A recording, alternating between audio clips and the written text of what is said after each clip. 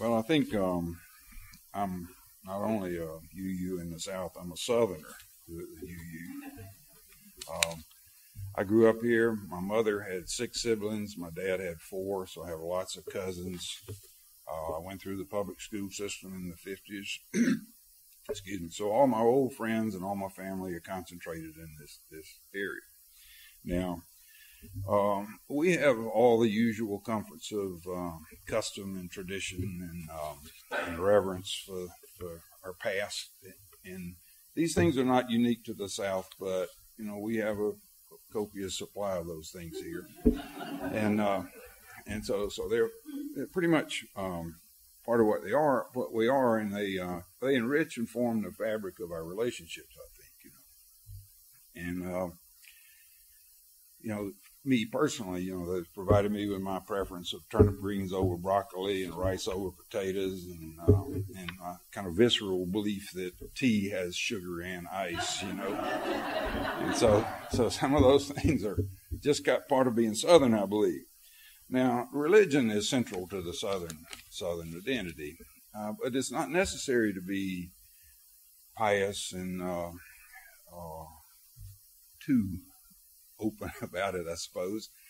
But and so people can shift from one of the mainline denominations to another, or just sort of neglect religion altogether, as long as there isn't something kind of funny about it. Now, Unitarian Universalism is a little bit funny. See?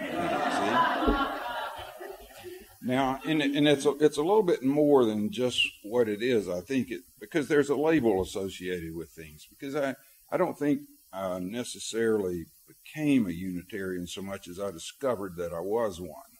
So I think I was one for longer than I realized that there was Unitarian Universalism. And but inevitably, since religion is so central, it does affect relationships. It affects relationships with old friends. It affects relationships with the family, and there's no way around that. And so my cousins, amongst themselves, all talk freely about religion and politics and everything. But with me, we're polite. We talk about sports and kids and the weather, you know. And pretty much the same with most of my oldest acquaintances.